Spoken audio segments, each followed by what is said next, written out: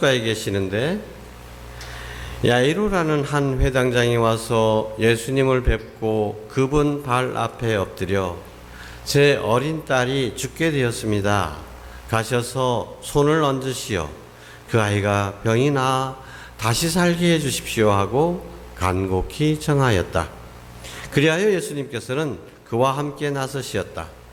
많은 군중이 그분을 따르며 밀쳐댔다. 그 가운데 12해 동안이나 하혈하는 여자가 있었다. 그 여자는 숱한 고생을 하며 많은 의사의 손에 가진 것을 모두 쏟아부었지만 아무 효험도 없이 상태만 더 나빠졌다. 그가 예수님의 소문을 듣고 군중에 섞여 예수님 뒤로 가서 그분의 옷에 손을 대었다. 내가 저분의 옷에 손을 대기만 하여도 구원을 받겠지 하고 생각하였던 것이다. 과연 곧 출혈이 멈추고 병이 나은 것을 몸으로 느낄 수 있었다. 예수님께서는 곧 당신에게서 힘이 나간 것을 아시고 군중에게 돌아서시어 누가 내 옷에 손을 대었느냐 하고 물으셨다. 그러자 제자들이 예수님께 반문하였다.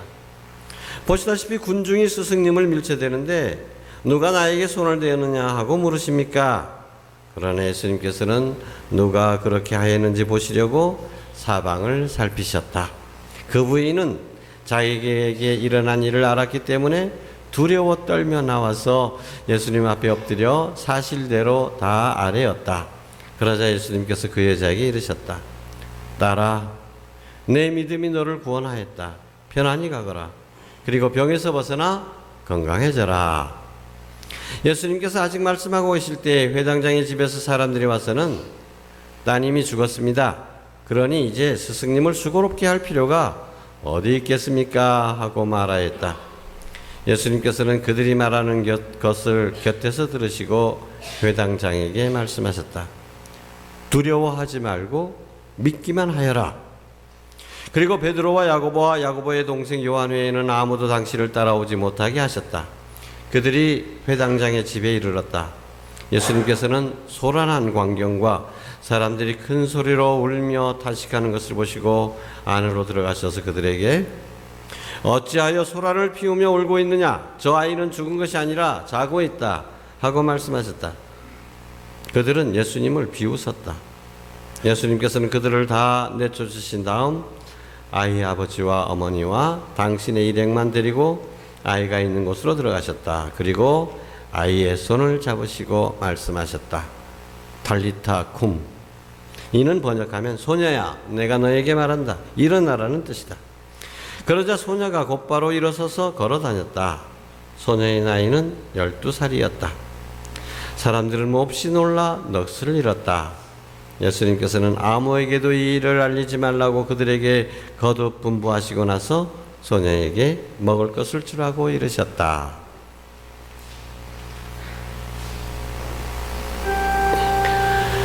주님의 말씀입니다. 그리스도님 찬미합니다. 앉으십시오. 참 예수님. 예, 오늘 예수님께서는 두 사람을 만나시는데 한 사람은 12살 먹은 자기 귀여운 딸이 위중한 병에 걸려서 곧 죽음을 앞두고 있는 긴박한 처지에 놓인 야이로라는 이름으로 전해지는 한 회당장입니다. 그리고 또 한 여인은 회당장의 집에 가는 동안에 많은 군중들이 함께 예수님과 같이 가고 있었는데 예수님의 옷자락에 손을 대기만 해도 내 병이 나으려니 했던 12해 동안이나 다 둘 다 12년이죠. 12해 동안이나 하혈하는 병으로 가산을 탕진하고 그렇지만 몸은 점점 더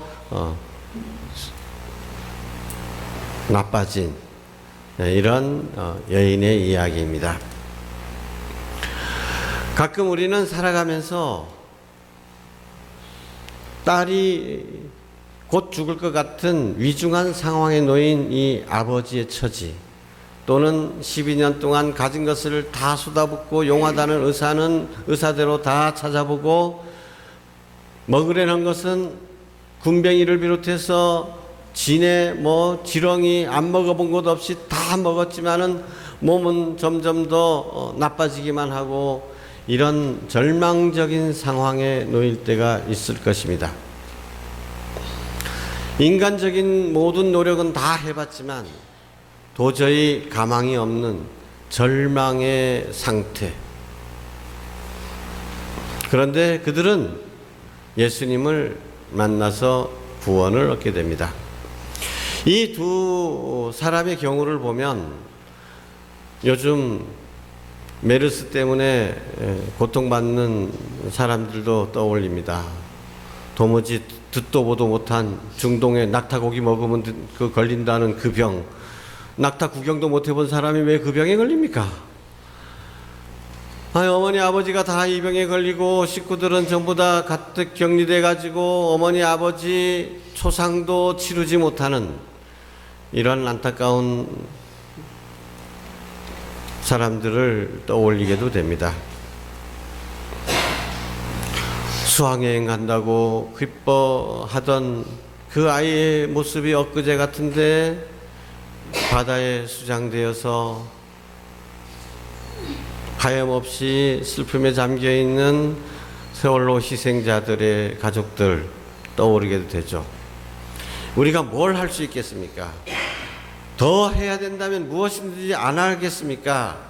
그러나 할 건 다 해봤는데 방법이 없습니다.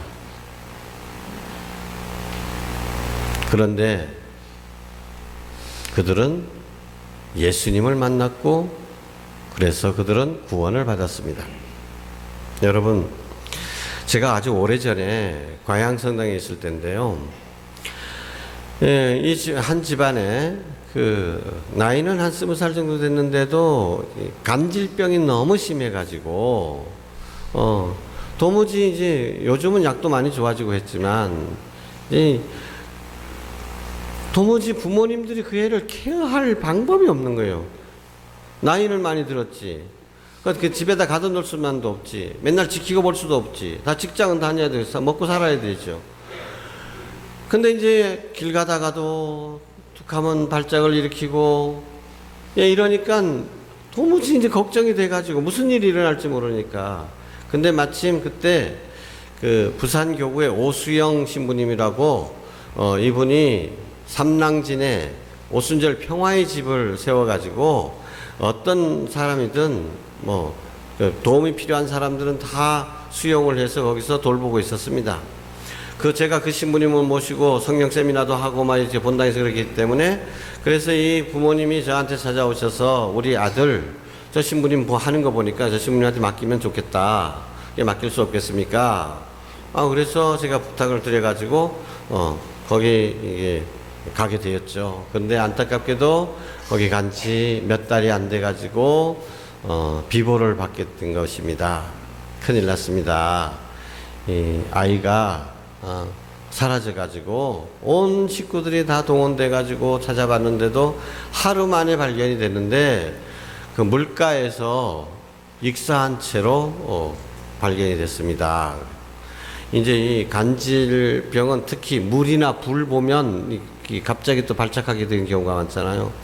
근데 거기서는 아무리 돌봐준다 하더라도 수용소도 아닌데 철조망도 없는데 뭐 본인이 나가고자만 하면 몰래 가고자 하면 얼마든지 갈 수 있잖아요. 나가가지고 산보한다고 갔다가 그만 그렇게 물가에서 그냥 그렇게 발작이 일어나가지고 근데 하루 만에 발견되다 보니까 여러분 어떻게 되겠습니까? 상태가. 그래서 이제 그 얘기를 듣고 아버지랑 제가 급하게 거길 갔죠. 그랬더니 이제 아버지가 그래 우리 아들 어디 있습니까? 아들 모습을 보고 싶습니다. 이럴 거 아니에요? 그랬더니 아주 난처한처 모습으로 아버님 그 마음은 알겠지만 제발 좀 참아 주십시오. 지금 이제 물속에 너무 오래 있다 보니까 여러분 그 상상이 되세요? 건빵 물에 불린 거. 옷 입은 부분만 좀 남아있고 물에 그 옷 없는 부분은요 이렇게 되거든요. 그래서 이제 차라리 안 보시는 것이 좋겠습니다. 옛날에 그 모습만 기억하는 것이 좋겠습니다. 시설에서는 그렇게 얘기한 거죠. 근데 여러분 그 아버지가 뭐라 그러는지 아십니까? 무슨 얘기냐고. 내 아이 모습이 어떻든지 간에 내가 그 아이를 다 그 입으로 다 핥으라면 핥고 다 빨아먹으라면 다 빨아먹을 건데 뭐 어떤 뭐 보지도 못하게 하느냐. 저는 그때 이 아버지의 그 부정이라는 것이 이런 거로구나. 제가 그걸 알 수가 있었습니다. 그런데 그 후로 이제 이 형제님은 몇 년에 한 번씩 저에게 찾아와서 이번에 감귤 수확을 했는데 그 감귤 수확하면 어때? 그 자식들한테 돈을 나눠주는데 이건 그 아들 몫입니다. 또 어떤 때는 또 아들이 있었으면 지금쯤 양복 한 벌을 해줘야 될 텐데 신부님 대신 가히 대신 신부님 양복 한 벌을 해드리겠습니다. 작년에는 찾아오셔서 이제 나이가 많이 되셨잖아요. 이제 이러니까 이제 자기 그 밑강밭이랑 뭐랑 이거 다 정리해서 아이들한테 다 나눠주는 거예요. 근데 이건 그 아이 몫입니다. 하고 봉투를 가져오시고 돌아가셔도 돌아가신 게 아닙니다. 그 아버지의 마음에는.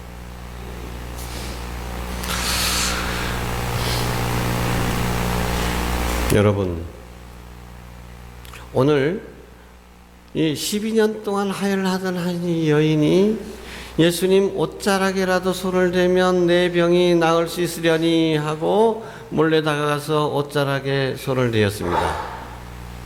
근데 예수님께서 그 여인에게 뭐라 그러셨습니까? 그 여인의 나이가 여인이라 그러니까 또 12년 동안이 하혈했다면 나이가 꽤 됐을 거 아니에요? 예수님이 이때 30살이나 31살쯤 됐겠죠? 뭐라 불렀습니까? 따라 내 믿음이 너를 구원하였다. 여러분, 예수님께서는 고통 속에 신음하는 우리를 당신 자녀로 애처롭게 보아주시고 자비를 베풀어 주십니다. 인간의 아버지가 당신 자기의 자녀들을 위해서 그렇게 애틋한 사랑을 보여주시듯이 하느님께서는 우리 인간의 아버지보다도 더 자애롭게 우리를 돌봐주십니다.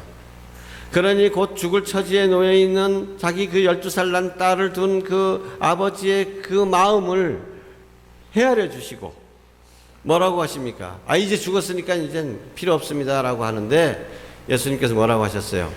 두려워하지 말고 믿기만 하여라. 두려워하지 말고 믿기만 하여라.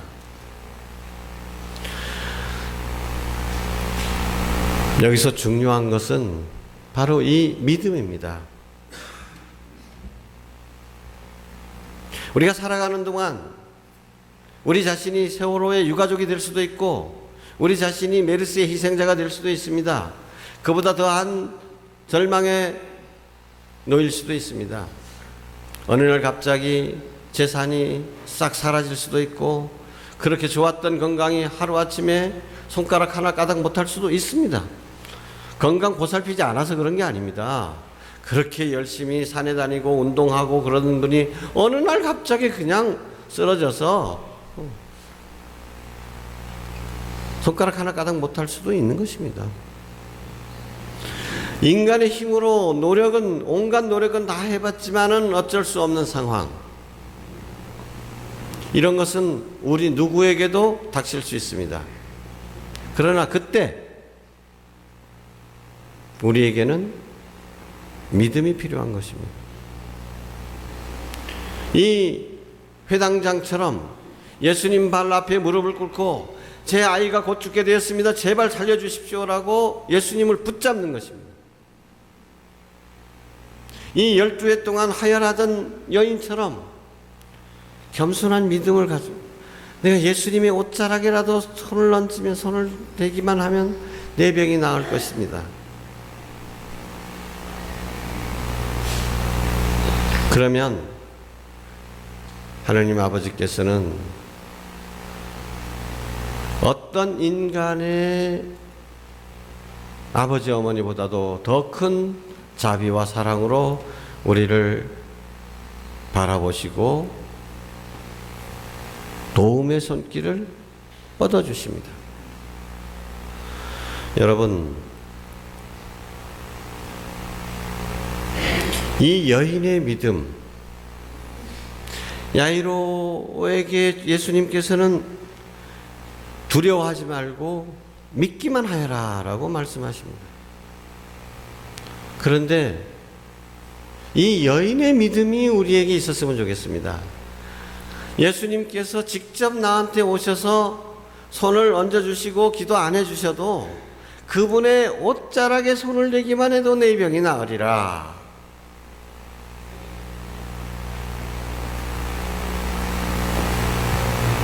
실제로 그 여인은 구원을 얻은 것입니다. 근데 우리는 예수님의 옷자락에 손을 얹기만 합니까? 매일 미사를 통해서 우리는 성체를 영합니다. 예수님의 몸과 피를 영하게 됩니다. 예수님의 옷자락에 손을 대는 것이 아니라 예수님 자신이 직접 우리 안에 오시는 것입니다. 우리가 못할 것이 무엇이겠습니까? 그분의 옷자락에 손을 대기만 해도 병이 나을 수 있다면 예수님을 직접 내 안에 모신 우리가 두려워할 게 무엇이고 못 이룰 것이 무엇이 있겠습니까? 하나님께서는 우리를 이렇게 자비로이 그어보신다. 우리를 도와주기 위해서, 우리를 일으켜주기 위해서 기다리고 계십니다.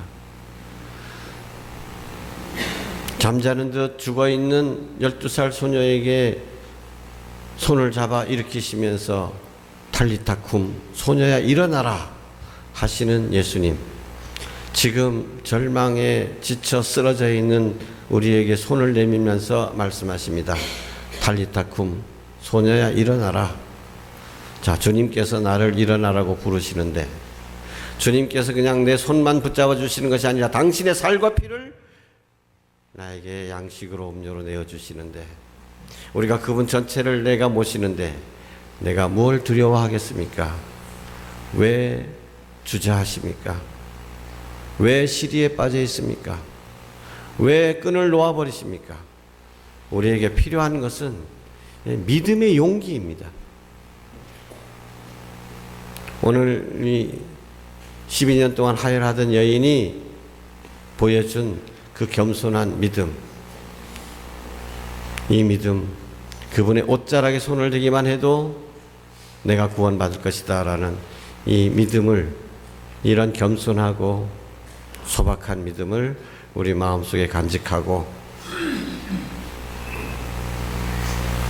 예수님과 함께 힘차게 살아봅시다. 아멘.